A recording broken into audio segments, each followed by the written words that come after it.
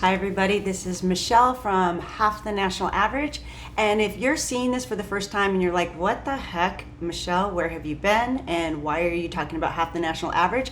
It's probably because I'm posting this on my Travel Second Degree and LA Hot Dog Instagram accounts. I've been out of it over there for a while. I started this project in October, trying to get over, well, you don't really get over it, but trying to recover from PTSD. I was on a long break and I started another Instagram account to really be on the DL about it and kind of express some things and get out there. But my new project, Half the National Average, if you haven't checked it out, you're more than welcome to. I have very few followers that kind of found me through the secret mystery of the internet, but I wanted to post on public on all of my accounts because usually I do a habit hack every day. Well, I try to do one every day. For 365 days, I will be doing habit hacks. I talk about the brain. I am on a year-long journey of chasing down dreams 15 minutes at a time. So practicing deliberately the things that you want to accomplish, and I give hacks for people who are coming along on this journey with me. But I wanted to stop and pump the brakes because everything going on, I love the jokes too. I think the memes are hilarious.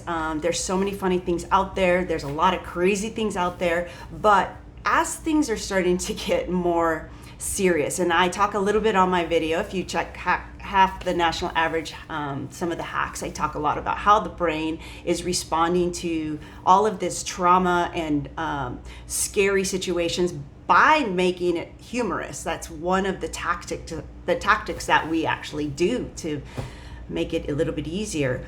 But what's going on with just the hoarding and the kind of just getting a little bit too much in fear state and only worrying about yourself, I just wanted to remind everybody that never, ever, ever has a government been the one to get everybody out of their problems. It's always been a million kind acts from a million kind people.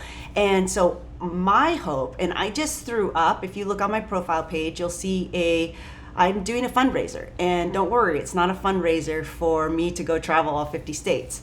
Thank you so much.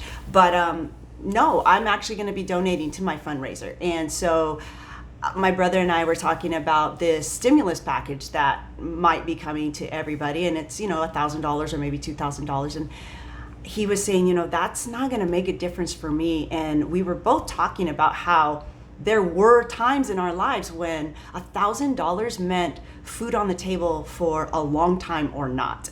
And I wanted to share with everybody a story. So in lieu of habit hack number 30, which I'm supposed to be doing today, I'm going to tell you guys about when we were kids.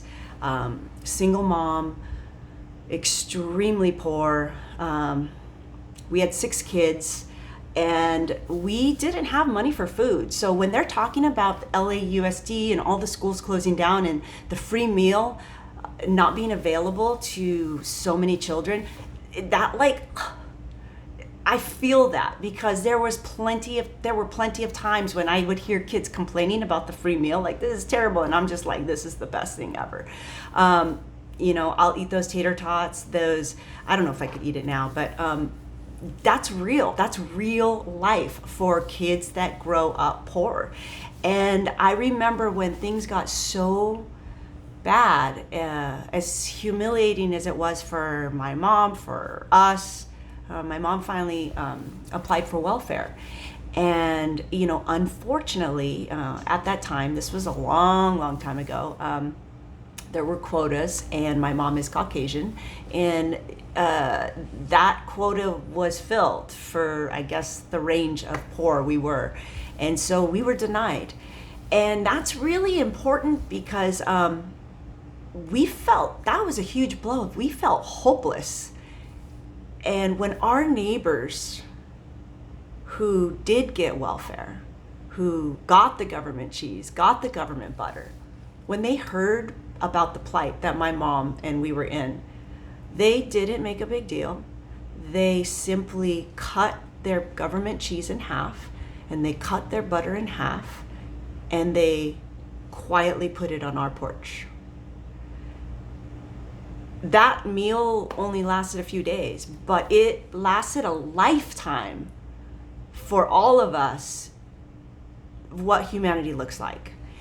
And I mean, I'm all about a joke and I'm all about the funny, but it's just too much. It's too much. And so what I'm doing is I started a fundraiser. I am going to give half of whatever the government gives me, and I'm going to give it to somebody who needs to pay rent, who needs to buy food, who needs to get tissue paper. Whatever it is, I'm going to find them.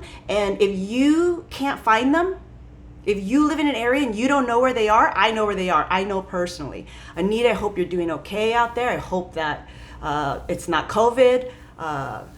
Gabriel, thank you for helping me out so much. I got to give a call out to my girl Claudia, to Sup, so many people. Jacqueline, somebody just rammed into her apartment. She lost everything, her makeup. Somebody stole her makeup, and now she lost her job, and her husband lost her job. And it's just, there are people out there that they need half the cheese. They need half the government cheese. And I am grateful enough to have, and my family is grateful enough. My brother's like, that's not going to change my life. That's $1,000 isn't going to change my life. I'll be okay for a few months. So I want to encourage you, donate. If not to my fund, I don't care. I will 100% get it to somebody. I'll even give you receipts. I'll pay somebody's rent and get a receipt. We need to do more, person by person by person.